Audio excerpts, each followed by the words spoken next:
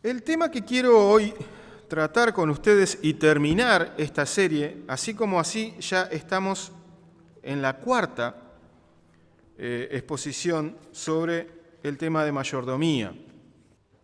Hemos hablado de entregar no lo que nos sobra, sino entregar lo que es de Dios. ¿Y qué es de Dios? El 10%. Todo. Hay algunos conceptos que tienen que haber quedado fijos, ¿verdad? Dios es el dueño de todo. Nosotros somos administradores. El diezmo es solo el 10%. Es una medida, un referente, algo.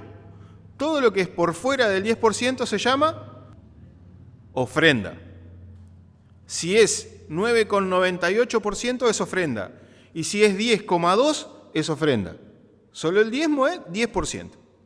Pero no tiene que ser dinero.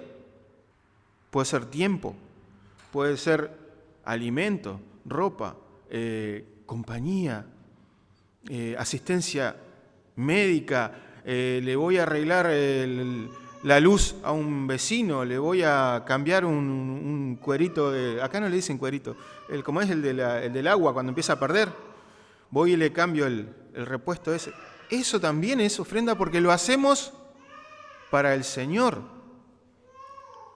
Le damos a Él, en ese caso de nuestro tiempo y de nuestros recursos, para ayudar a otros. Eso es una ofrenda de misericordia.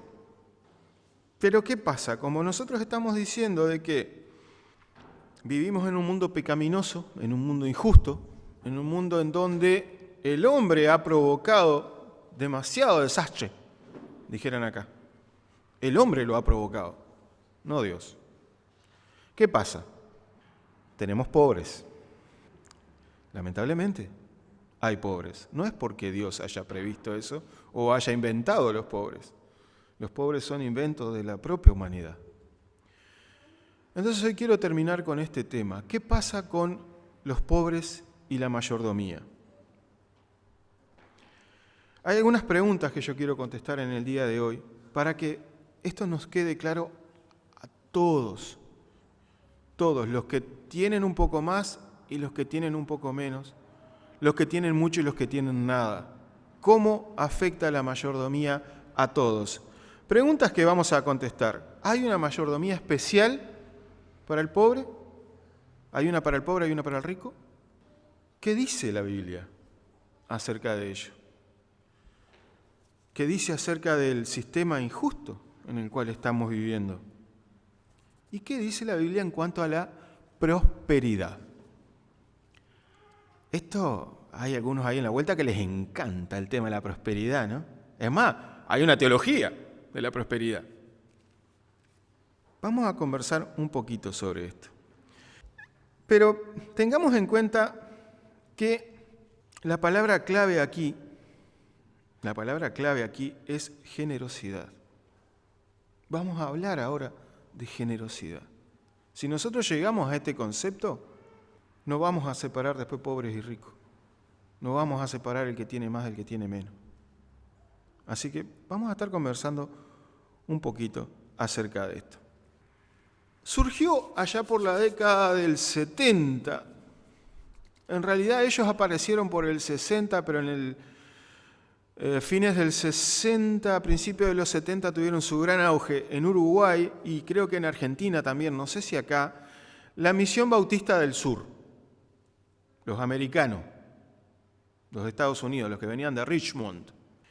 Estos muchachos, con todo su corazón puesto en las misiones, mandaron muchos misioneros.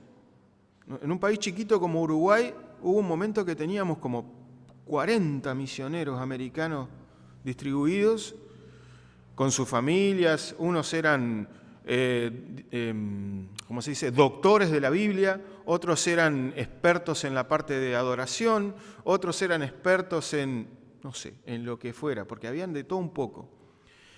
Y ellos venían con mucha plata. Los hermanos de Estados Unidos son muy generosos. Nosotros podemos decir que son muy generosos porque tienen. no me voy a meter en eso.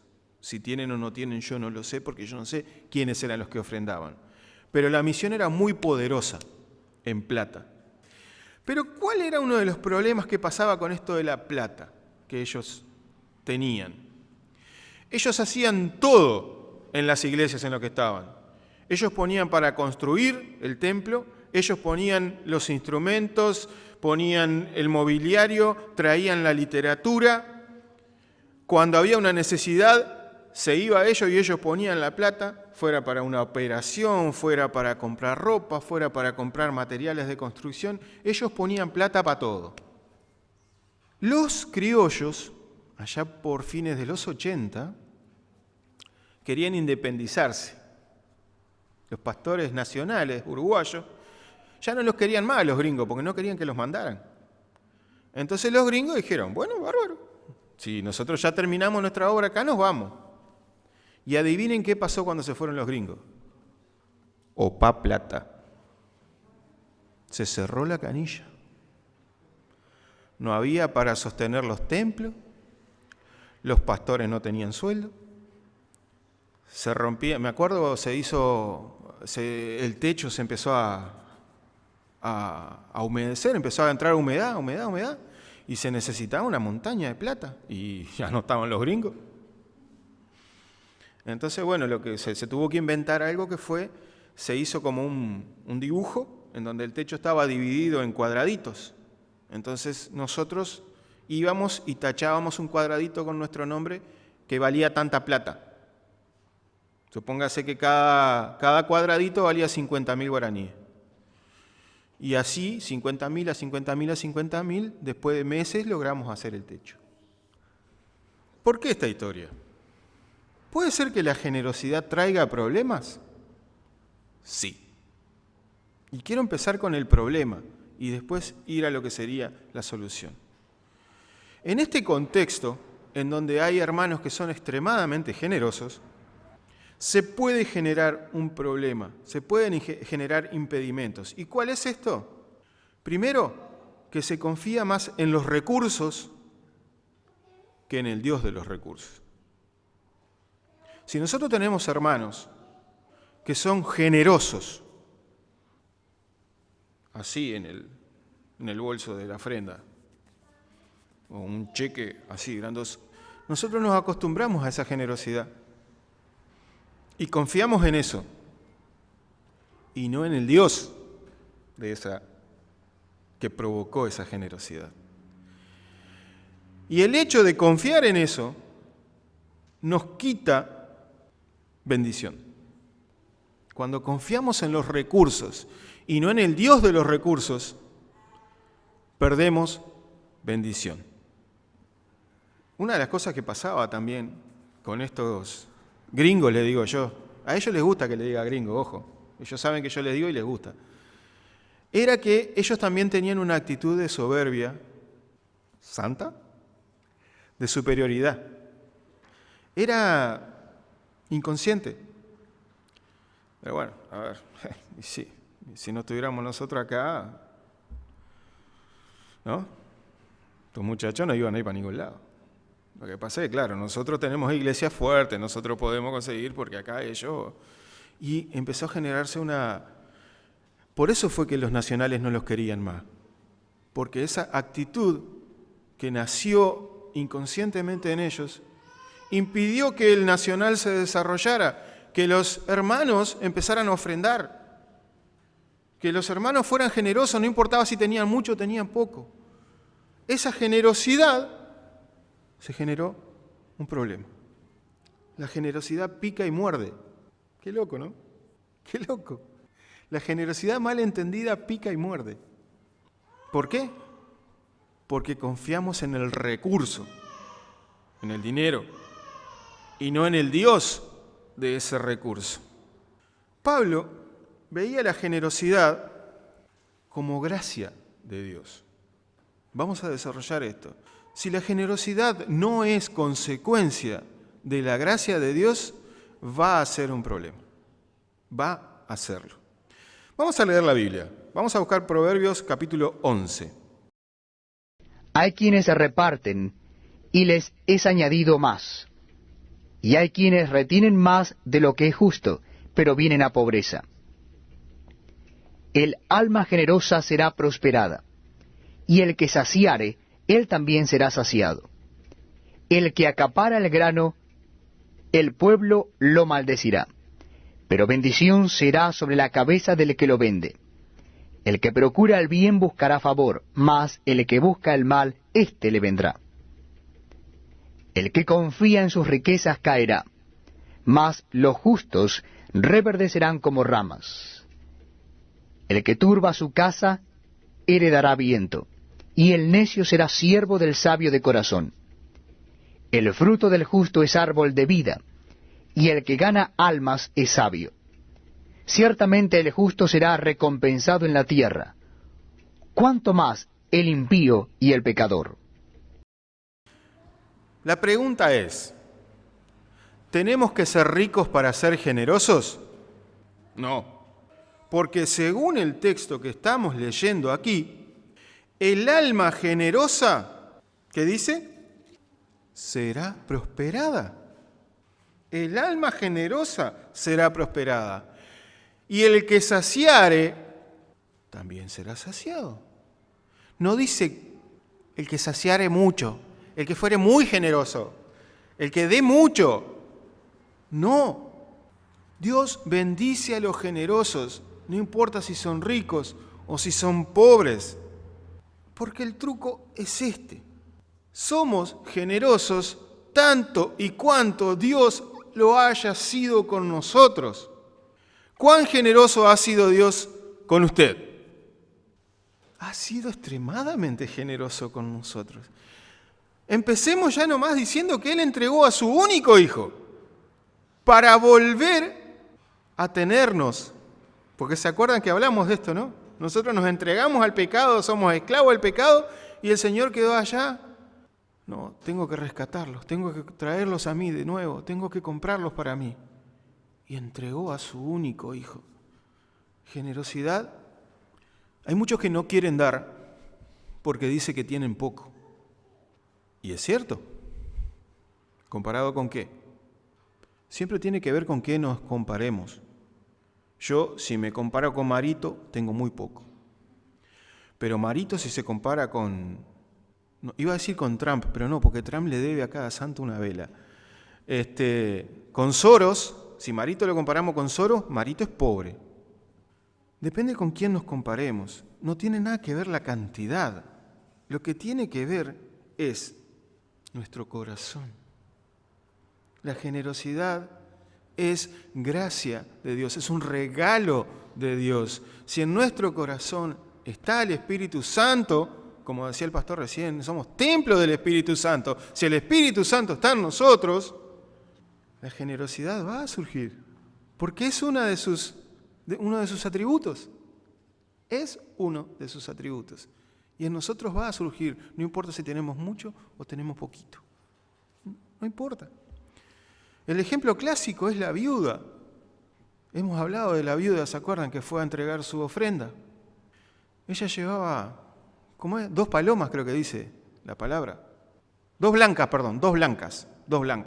que creo que eran 2 monedas. Y entregó allí. Iba su corazón en esas 2 monedas. Los fariseos llevaban el cheque, se hacían sacar fotos, la publicaban en Facebook. Al lado del intendente Ida, ahí estaba el fariseo entregándola.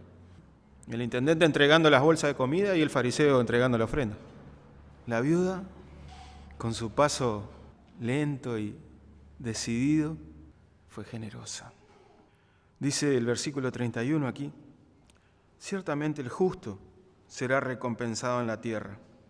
Pero ojo, el impío y el pecador también van a ser recompensados en la tierra. ¿Con plata?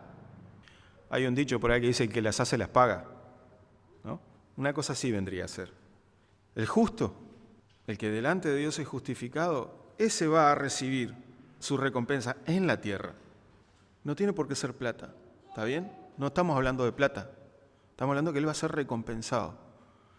Pero aquel que es impío, o sea, que es injusto y que es pecador, también va a recibir su recompensa en la tierra. Vamos a leer otro versículo, otro pasaje. Segunda de Corintios, capítulo 8. Asimismo, hermanos, os hacemos saber la gracia de Dios que se ha dado a las iglesias de Macedonia, que en gran prueba de tribulación, la abundancia de su gozo y su profunda pobreza abundaron en riquezas de su generosidad. Pues doy testimonio de que con agrado han dado conforme a sus fuerzas y aún más allá de sus fuerzas, pidiéndonos con muchos ruegos que les concediésemos el privilegio de participar en este servicio para los santos. Y no como lo esperábamos, sino que asimismo se dieron primeramente al Señor, y luego a nosotros por la voluntad de Dios, de manera que exhortamos a Tito para que, tal como comenzó antes, asimismo acabe también entre vosotros esta obra de gracia. Por tanto, como en todo abundáis, en fe, en palabra, en ciencia, en toda solicitud, y en vuestro amor para con nosotros, abundad también en esta gracia. No hablo como quien manda, sino para poner a prueba por medio de la diligencia de otros también la sinceridad del amor vuestro. Porque ya conocéis la gracia de nuestro Señor Jesucristo, que por amor a vosotros se hizo pobre siendo rico, para que vosotros con su pobreza fueseis enriquecidos. Miren, versículo 1, os hacemos saber la gracia de Dios que se ha dado a las iglesias de Macedonia. Versículo 6, asimismo acabe también entre vosotros esta obra de gracia.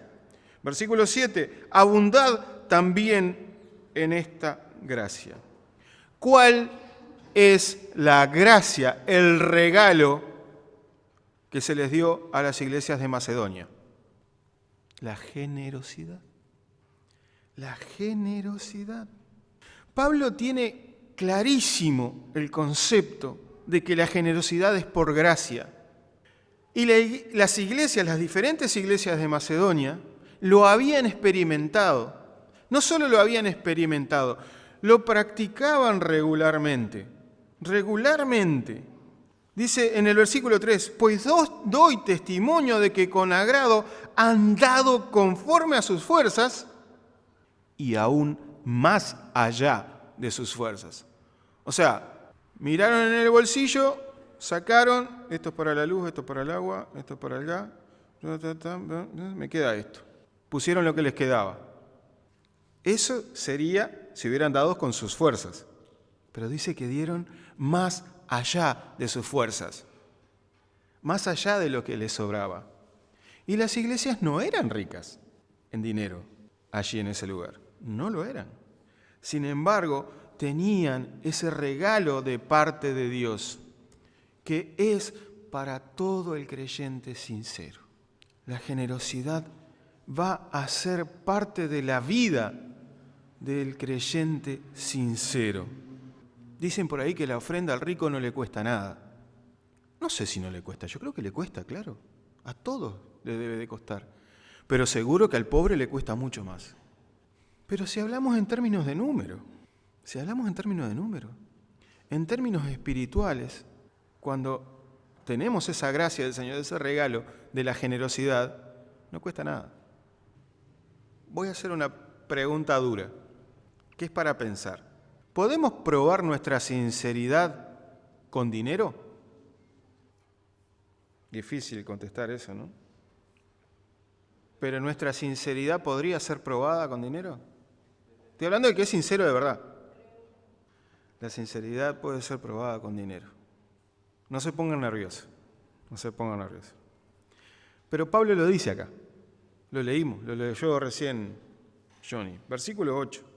No hablo como quien manda, dice, sino para poner a prueba, por medio de la diligencia de otros, también la sinceridad del amor vuestro. Pablo no les está pidiendo plata. Pablo no está diciendo que ofrenden. Pablo no le está ordenando que diezmen. Pero les está diciendo claramente que la sinceridad del creyente también tiene que ver con el dinero. Porque el creyente generalmente, yo diría que se manipula a sí mismo, porque he escuchado decir esto. ¿Yo para qué le voy a dar a Dios si Dios tiene todo? Entonces yo le doy mi tiempo, yo le doy mi talento, yo toco la guitarra, o sea que yo le doy el talento porque yo toco la guitarra. O yo, no sé, voy y pinto, porque mi talento es pintar y con eso yo... Pero Pablo no está hablando de eso acá, Pablo está hablando de plata. Si usted está dispuesto a dar tiempo, talento, ropa, pero no está dispuesto a dar dinero, usted está considerando que ese dinero es suyo. Y ya hemos visto que no es suyo, es de Dios. Pero él dice, yo no les estoy diciendo que... Dice, ¿no? No hablo como quien manda. No les estoy mandando a hacer nada. Solo les estoy haciendo pensar. Piensen. Pablo siempre nos está motivando a analizar, a pensar. No quedarnos con lo que el otro nos dice que hagamos. No les hablo como quien manda. Les hablo como quien piensa con ustedes y llega a la conclusión adecuada delante de Dios. Así que podemos mostrar nuestra sinceridad mediante la ofrenda, mediante el dinero. Pero nuestra sinceridad va a ser probada por ese componente pequeño que hablamos al comienzo, generosidad que proviene del don de Dios, de la gracia de Dios, del regalo de Dios. Yo no voy a manipular a Dios llevando una ofrenda y diciéndole, ¿viste que soy generoso, sincero y que estoy probando mi sinceridad? No, Señor, usted está manipulando a Dios. Usted va a ofrendar lo que el Espíritu Santo ponga en su corazón. Dice que cada uno dé como dispuso en su corazón, con alegría. No tiene que ser algo que nos duela, que nos complique, que estemos ofrendando y nos quedemos pensando si me dará para comprar el gas o no. No, vaya y compre el gas, no se complique. Vaya y compre la garrafa, ¿no? ¿Ah? Vamos a ver un segundo punto, que fue lo que les mencioné al principio, una de las preguntas a contestar. ¿La mayordomía es una garantía de prosperidad? Vamos a intentar contestar esto. A ver si les suena estas frases que van a aparecer allí arriba en la pantalla. Dios quiere que prosperes. Dios quiere que estén en salud. Lo único que necesitamos es tener riqueza. Para tener riqueza y salud es fe. Si creemos, vamos a tener. ¿Han escuchado alguna vez esta clase de...? Bueno, yo sí. Les hablé de la teología de la prosperidad. Sí. Prendan enlace. Al 100 y al 100 por no sé cuánto. Es como que hay que invertir, ¿verdad? Hay que invertir. Usted tiene un tractor medio, ya que no quiere andar más. Ofréndelo, délo al Señor. Déselo al Señor, que el Señor le va a dar un Massey Ferguson con 750 caballos de fuerza. No sé si estoy diciendo un disparate de 750, es muy poco. Pero quiero decir, aquellos caballos que no entran en ningún establo. Un montón de caballos de fuerza. ¿Más que eso? Esos son gente que está manipulando para que usted dé. El pastor me contaba con mucha tristeza de una experiencia que él pasó, perdón que la voy a utilizar, pastor. Cuando vino una campaña de sanidad, fue en Encarnación, que llevó a los leprosos. Y los leprosos muy esperanzados en que su lepra se iba a sanar.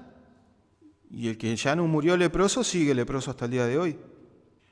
¿Y cuánta gente va a estas reuniones en donde se habla de que usted pone su bicicleta y se lleva un auto y hoy no tienen ni bicicleta ni auto?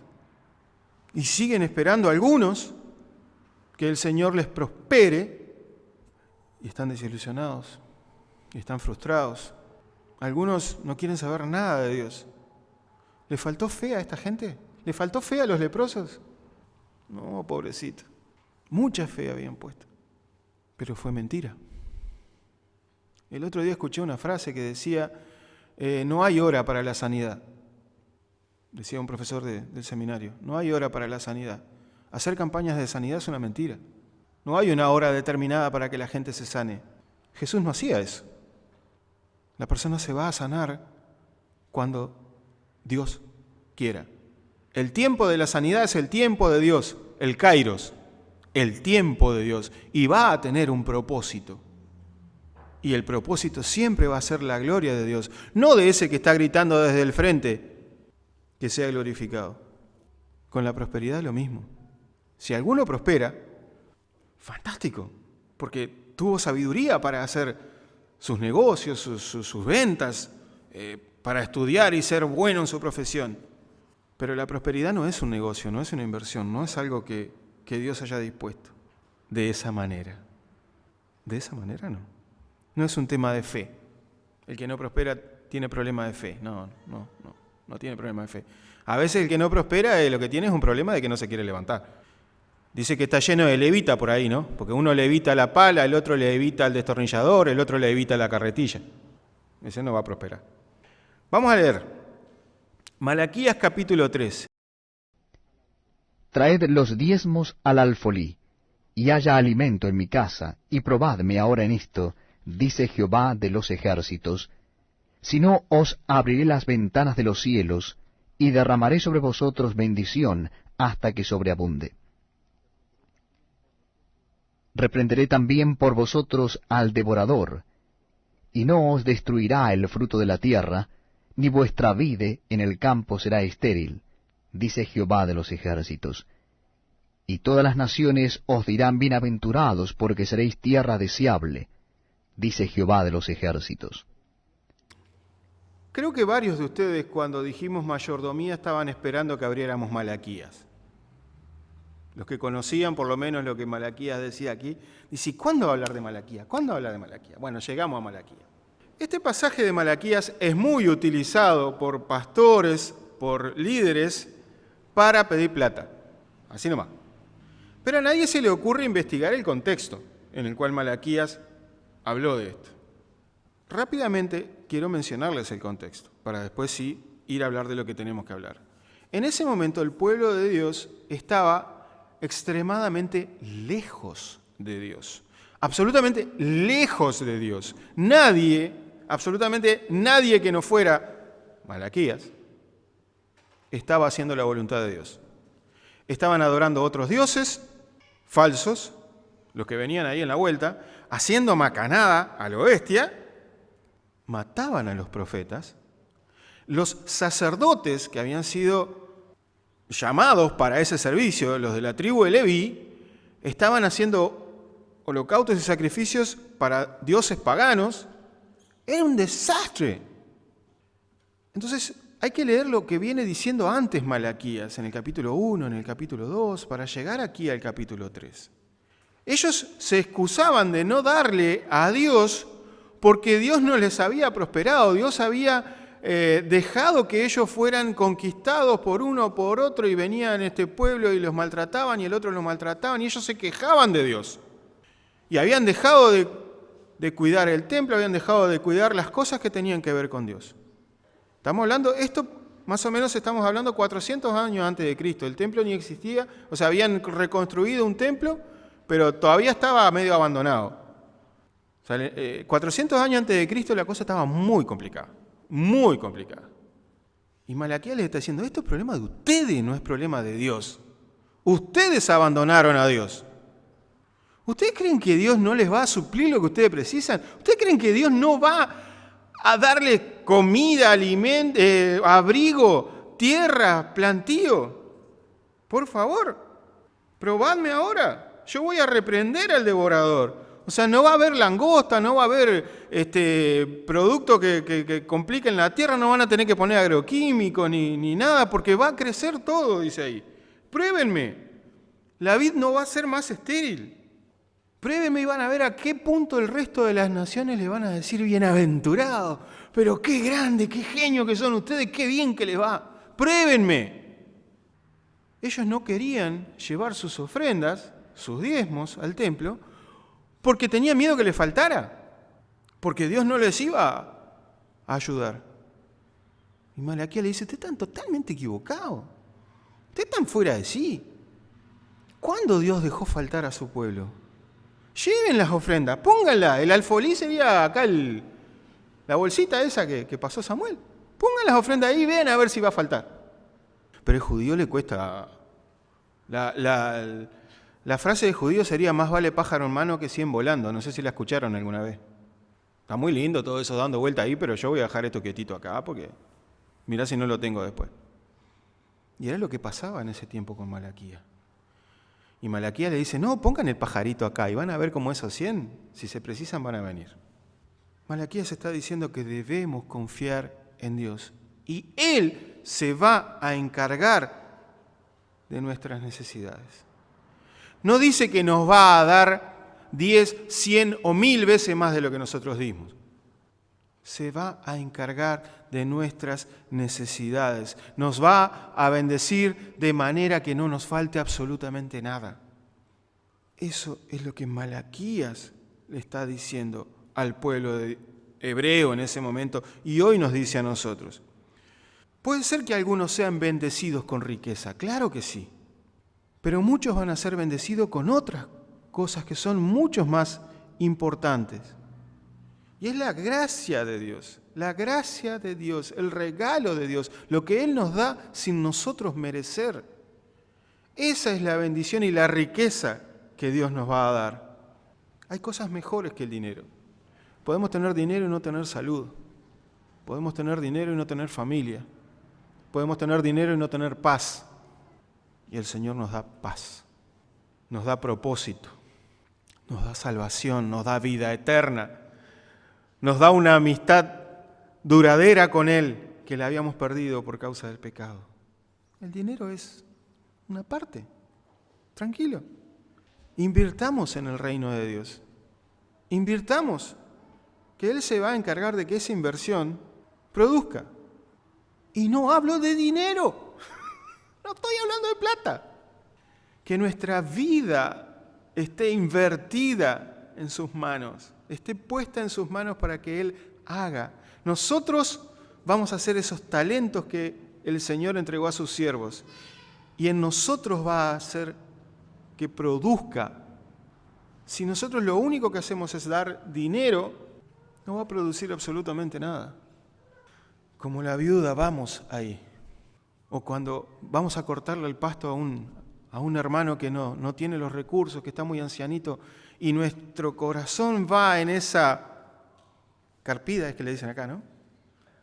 Esa generosidad es la que el Señor va a ver y es la que Él va a recompensar. Y a nosotros no nos va a faltar para cortar después en casa.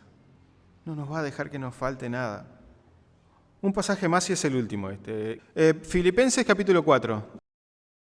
No lo digo porque tenga escasez, pues he aprendido a contentarme cualquiera sea mi situación. Sé vivir humildemente y sé tener abundancia. En todo y por todo estoy enseñado, así para estar saciado o como para tener hambre, así para tener abundancia como para padecer necesidad. Todo lo puedo en Cristo que me fortalece. Pero todo lo he recibido y tengo abundancia. Estoy lleno, habiendo recibido de Epafrodito lo que enviasteis, olor fragante, sacrificio acepto, agradable a Dios. Mi Dios, pues, suplirá todo lo que os falta conforme a sus riquezas en gloria en Cristo Jesús. Al Dios y Padre nuestro sea gloria por los siglos de los siglos. Amén. Qué tremendo pasaje, qué tremendo. Pablo probó en su vida y con su vida las profundidades absolutas de la gracia de Dios. Él vivió por la gracia de Dios. Una vez que él se convierte, ustedes saben lo que Pablo tuvo que pasar, ¿no? Le dieron tanta paliza, tanto palo le dieron a Pablo, que yo no sé, yo creo que en el primero ya me había quedado. Y él iba llegando, en uno lo sacaron, ya hasta le dieron por muerto. Ya lo habían dado por muerto y lo dejaron afuera de la ciudad. Y allá Pablo se ve que se despertó, así dice, otra vez me pegaron. Y salió. Pablo lo pasó muy mal. Pablo supo tener Fíjense que él había estudiado en la escuela de Gamaliel. Él era de buena posición económica y pasó a la otra punta. Por eso él dice, en lo mucho y en lo poco sé manejarme. Pablo pasó hambre, pasó necesidades, estuvo enfermo, muy enfermo. Los hermanos, cuando él estaba en su primera prisión, esos 2 años de su primer encarcelamiento, estaban muy preocupados los hermanos, estábamos estudiando de Éfeso, porque él estaba enfermo. Y fíjense que ahí él estaba en una casa. En su segunda prisión estaba en un calabozo, en el fondo de una cárcel, con humedad, con ratas, con todo un poco. Ahí estaba peor Pablo. Sin embargo, Pablo en Hechos 9:16 le dice una frase a Ananías que Jesús le dijo a él. Personalmente Jesús le dice a Pablo, yo te mostraré cuánto es necesario padecer por mi nombre. ¿Y se achicó Pablo? ¿Renunció? No. Él cambió el sufrimiento en bendición. A veces es necesario que el Señor quite lo que nosotros creemos que es importante para enseñarnos lo que es importante de verdad. Pablo habla mucho de la riqueza. En muchos pasajes va a hablar de riqueza, pero no es riqueza ni de oro ni de plata. La riqueza de la cual Pablo va a hablar es la sangre de Cristo y el poder de su Espíritu. Sin importar en la situación que Pablo estuviere, lean sus cartas y van a ver cómo él todo lo ha transformado en bendición en su vida. Y su riqueza ha sido su salvación en Cristo y su servicio, su vida entregada a Cristo, no sus posesiones. Sin embargo, él dice allí, nada me ha faltado. He tenido abundancia y he tenido necesidad. No es un meme, dijeran los muchachos. No es un póster en la entrada de mi casa. No es un marcador adentro de mi Biblia. No es un mantra que repito para convencerme de algo. Todo lo puedo en Cristo que me fortalece es una verdad absoluta. Si estoy en su voluntad. Amén. Si estoy en su voluntad, si estoy caminando derechito en el camino que Él me marcó, todo lo puedo en Cristo que me fortalece. ¿Qué más necesitamos? Esa era la confianza de Pablo, esa era la riqueza de Pablo. Él era rico porque él estaba haciendo la voluntad de Dios. Él obedecía al Espíritu Santo. Él quería ir a Asia Menor quería ir. Y se va encaminando a Asia y no puede, algo le pasa, no sé si no consigue los pasajes para el tren, qué cosa, y no puede. Siguen dando vueltas, y no, ahora sí, ahora vamos a ir. Y cuando va, no, resulta que se rompió la carreta. 3 veces él quiso ir a Asia Menor. Hasta que el Señor le da una visión. ¿Se acuerdan qué visión tuvo Pablo? Pasa y ayúdanos. La visión del varón macedonio. Pasa y ayúdanos. ¿Y Pablo qué hizo? Fue y ayudó. Él tenía un plan en su cabeza. Porque claro, él había plantado muchas iglesias allí en Asia Menor y él quería volver a fortalecerlas, a estar con ellos, a ver si había algún problema, bla, bla, ¿no? Que después él manda las cartas justamente para resolver eso. Pero él recibe esa visión y encara para el otro lado. Porque Asia Menor estaba para allá y Macedonia estaba para allá. Se va a Macedonia. Y ahí viene Éfeso, Filipos. Él estaba dispuesto siempre a seguir la voluntad de Dios. Y todo lo que encaraba funcionaba. Porque todo lo puede en Cristo, que era el que le estaba fortaleciendo. Hermanos, si usted está pasando necesidad, no es un problema de que Dios haya abandonado. Primero que nada entendamos, como dije hace un rato, el hambre, el sufrimiento, la pobreza, todo es causa del pecado del hombre. Todo, no es voluntad de Dios que eso pase. es causa del pecado del hombre. Pero si usted está en la voluntad de Dios, centradito en la voluntad de Dios, no le va a afectar. Sí va a sufrir. Pablo conoció el padecimiento de Cristo en sí mismo, pero él se fortalecía en el Espíritu y sabía que podía atravesar todo por la fortaleza que Cristo le daba. Y le iba a seguir dando hasta el final, hasta que puso su cabecita en el tronco y él siguió proclamando el nombre de Cristo. Entonces, finalizamos acá esta serie y quiero solamente hacer algunas conclusiones rápidas. Todo lo que hagamos, hagámoslo en gratitud y en fe. Si no contiene esto, va a ser en nuestras fuerzas nada más. Y eso es lo que va a provocar falta de paz, falta de contentamiento, preocupación, ansiedad, angustia. Si lo hacemos, Dios ha sido generoso conmigo y yo voy a ser generoso con Él de la misma manera. En todo aspecto de nuestra vida, no estoy hablando de plata, en todo aspecto de nuestra vida, hagámoslo siempre en gratitud, fe y bajo la guía del Espíritu Santo. Él está en nosotros. Si alguno tiene falta de sabiduría, pídala a Dios y la va a dar abundante. Mucha sabiduría les va a dar. No estoy diciendo que alguno que está enfermo acá, que esté enfermo porque está pecando. No quiero que entienda eso. Cuando decimos que la pobreza, la enfermedad, el dolor, el sufrimiento son consecuencia del pecado del hombre, estamos hablando de la raza humana. La raza humana introdujo esto en ella misma. No es voluntad de Dios, pero ya estamos en este baile y tenemos que seguir bailando. Porque ya salimos del Edén y al salir del Edén fue ahí que se complicó todo. Pero tenemos la fortaleza que nos da Cristo mismo para atravesar todo esto. ¿De qué manera? Estando dentro de su voluntad. Dentro de su voluntad vamos a poder atravesar todas estas situaciones, estas circunstancias. Recuerden Filipenses 4:13, no como un mantra, no como una frase mágica, no la tengan colgada en su casa en un cuadrito. Mente y corazón, mente y corazón. Si estoy dentro de la voluntad de Dios, todo lo puedo en Cristo que me fortalece. Todo lo que somos, todo lo que tenemos, lo que sabemos y aún todo lo que entendemos es propiedad de Dios. Y nosotros somos buenos administradores. Somos sus administradores, sus mayordomos.